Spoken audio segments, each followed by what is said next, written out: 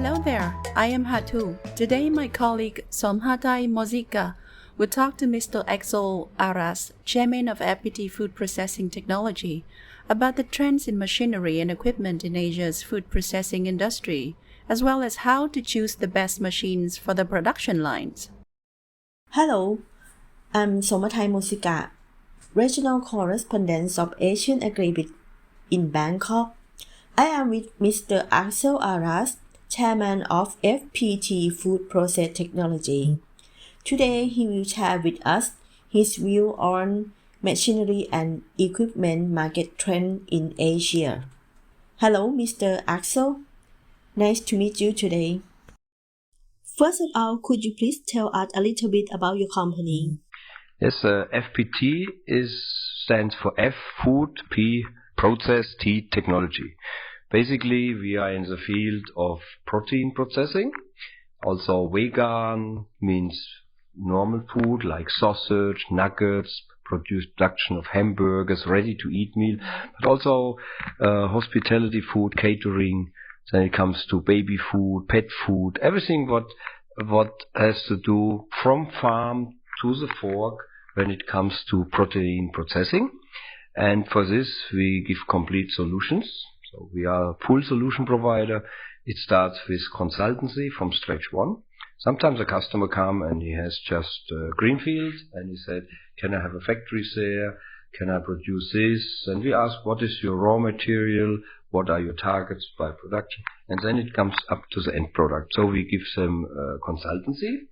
Then we can give them a complete turnkey project, or we can improve the customer's production with some modules in order that you get more efficiency, higher yield, longer shelf life. That are normally the targets of our customers. That's great, because it seems like your company and your partners can supply a varieties of machinery and equipment in food processing and livestock industry. So, how do you see trends of machinery and equipment in livestock industry and food processing industry right now? There is not only an Asian trend, we can see worldwide there is a demand for more automation. It is just a matter of fact that we have in our new generation, the people like to work more on a laptop as on a ice cold freezer where you have to do something out. So we get not enough operators anymore on one side, but we get a higher demand on food.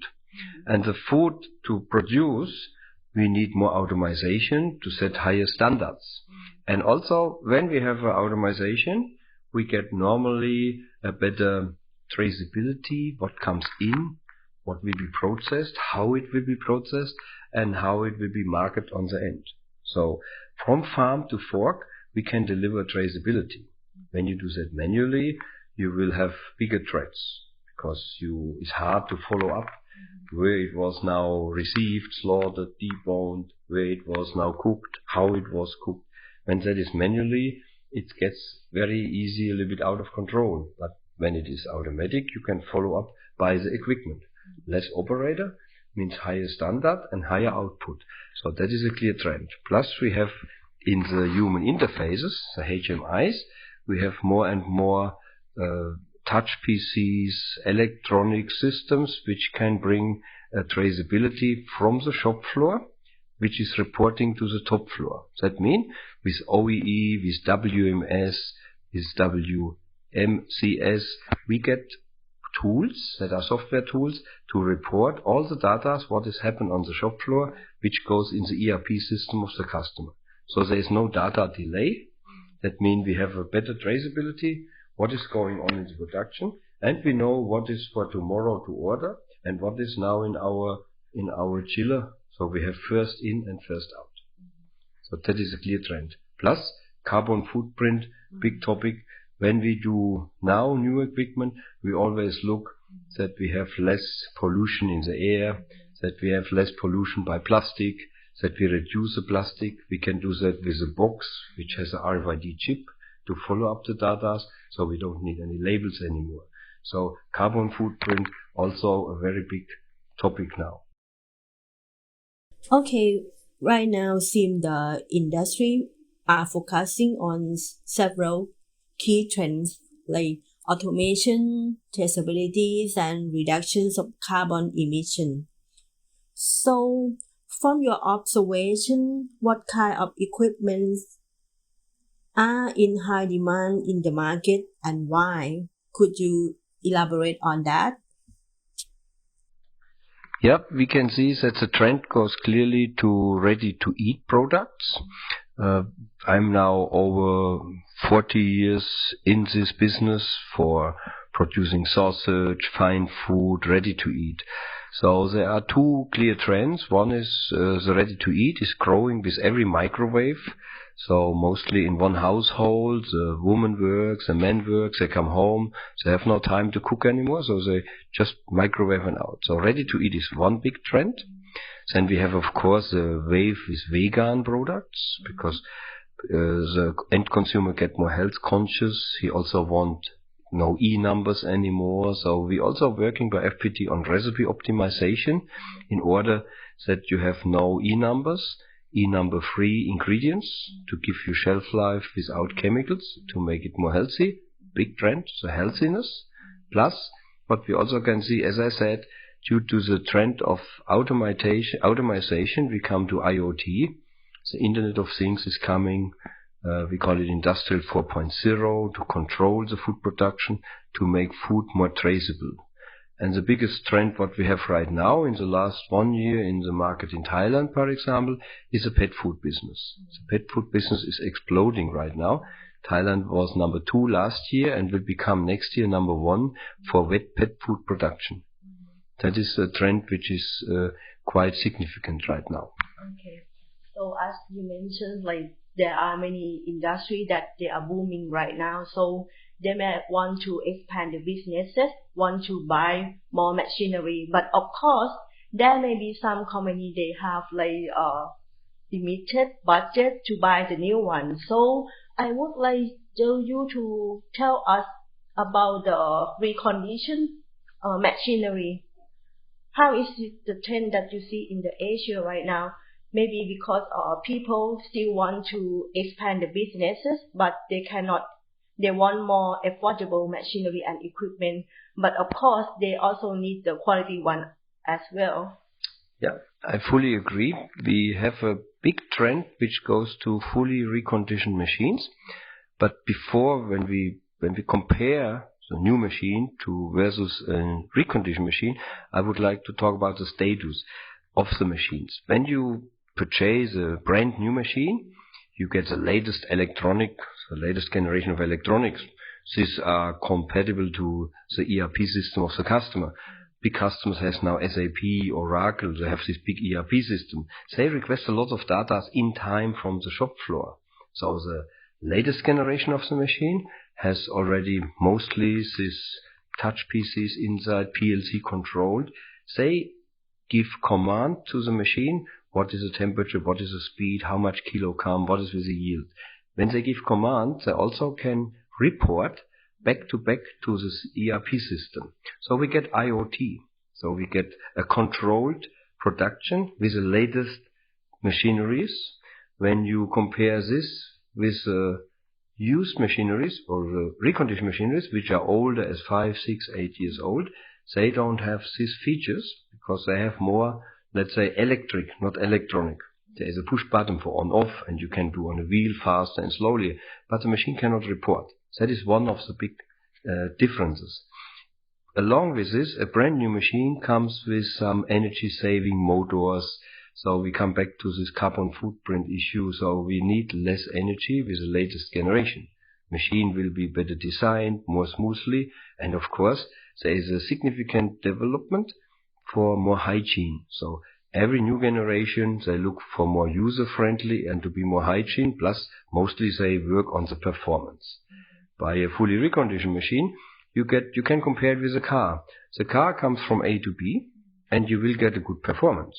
So for a customer which has not the budget and they have a startup company, it is absolutely a good alternative to say we start with a fully reconditioned machine, and then later when we have a good budget, we will go to the latest machine. Also, when a customer is smaller, he is not rely so much that every machine has to report, because you have smaller batches, it's easier to control. But when you get bigger, you are happy when you have the IoT. So the last thing what I can say is, for a reconditioned machine is very, very important, and that is for me the most important point on a reconditioned machine. Who is doing the recondition? Are the engineers trained by the manufacturer so that they understand how to recondition? Are the replaced spare parts original parts and not any copy part which has a bad effect on the performance? So I recommend to any meat manufacturer or food manufacturer that when he go for a reconditioned machine, he should prove which organization reconditioned it, how old is the machine, does he get still spare parts for the machine, did the people who reconditioned it, was they trained on this technology, and are the spare parts original which are inside. Then he should see a video movie how this machine run, or better is even when he make a factory acceptance test by the company who offers this, in order that he can check, can the machine give 100% of the performance? If so, it can be a very good alternative and a good buy, because he gets a performance like new, but he get a price for recondition, which can be 50-60% of a new one. Just to buy a machine out of the internet, where somebody said it is reconditioned, is very dangerous, because outside it can be polished, it is stainless steel you polish, inside maybe you have old parts, and maybe you don't get spare parts for this machine anymore. So you have to prove who is doing the reconditioning, and this customer has to ask the right questions to find out whether it is a good buy or is a very risky buy. Okay, if compare between the reconditioned machine from the Western company, yeah, and then maybe the new one from the Asian company. Yeah. So how do you see the difference between these two?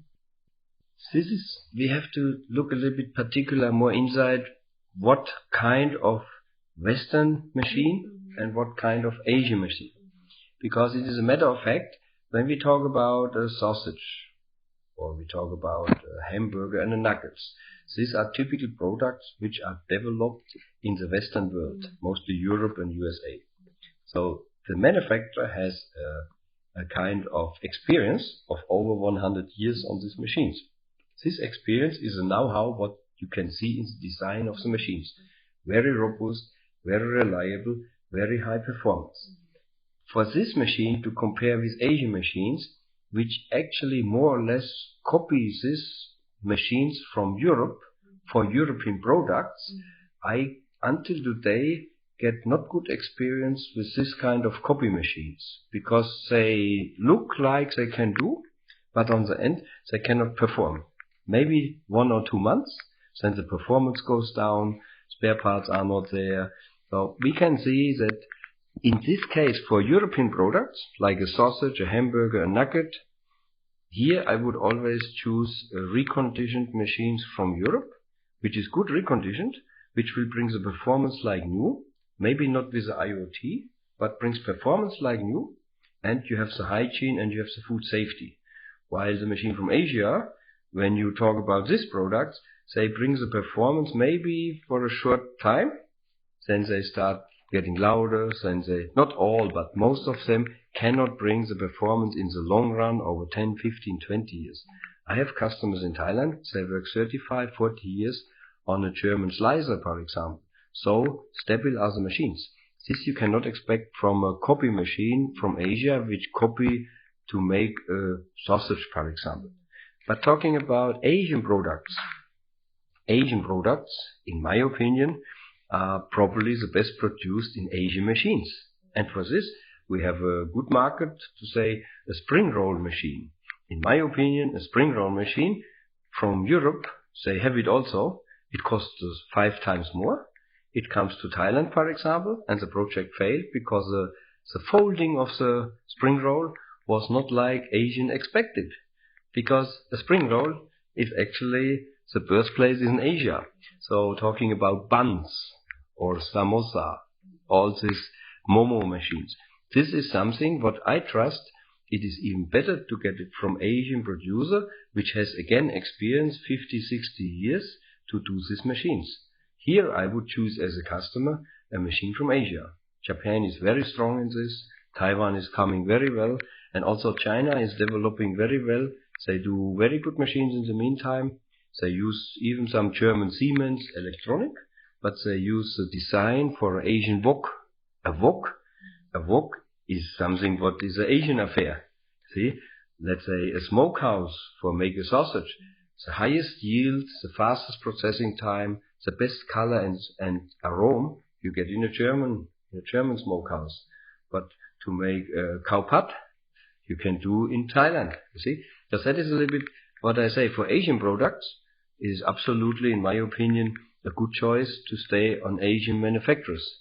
But for European products, when you get a machine which shows that we can do Frankfurter sausage on a stuffer, mostly 2-3 weeks you have the same size, and after this the size start on changing. And then it can be happens that the salesman will tell you, yeah, you pay less, you get less. That's what I can say between Asia and Europe. But talking about logistic is like our telephone. The first telephone that was developed from Nokia in Norway, Finland. So they was market leader, but then you can see our telephones, it is now a consumable. It is made in Asia. Designed maybe in California with Apple or by Samsung in Korea, but it is made in Asia. So consumables, I can say, are absolutely state of the art from Asia right now. But when we talk about special designed food machineries, we have to look what is a product. Talk about logistic, robotic systems for ASRS systems. For example, the ASRS system, which is bringing the pallets in and out of a warehouse. Yeah, the biggest warehouses and the biggest experience is now in Asia, because China is the biggest market in the world to produce goods. So they get so much experience, similar to the telephone, that we can say to go for an Asian logistics system is absolutely state of the art already. It's very interesting and helpful information, Mr. Axel. I believe this will help the producer to make better decisions when they want to buy the new machinery for their production, so they will get the more suitable and efficient solutions for themselves. So, do you have anything to add more? Yeah, I can say when a customer has a new project or want to improve something, I think it is very important that you go to a partner which you can trust, which have experience, which also can show you what is the performance. We have over 300 machines on stock. We have the biggest technology center in Asia. I do this because I like to show to the customer what is the performance on this equipment with the ingredients and the recipe from my customer. So he is sure when he buys something that he get what he expects. When you come to any trade show, you will get a lot of catalogs, you will see a lot of nice video movies, but on the end of the day you never know, is my product from Asia? Does it come out like on this video, which is made in Holland or in Germany or in USA? So I say actions speak louder than words. We show the machine here, and that is what I really recommend to every customer. Before he buys something, why he not ask the salesman, can you prove it? Can I go with you to a customer who is happy on this machine? How does it come out? That is what builds some trust, and then he should make a decision. To buy something out of the internet or to buy something out of the catalog is, in my opinion, a little bit too risky, because you spend a lot of money and later on maybe you get a bad surprise. Yeah. Thank you very much, Mr. Axel, for your view today. Yes, yeah. Thank you very much. Thank you.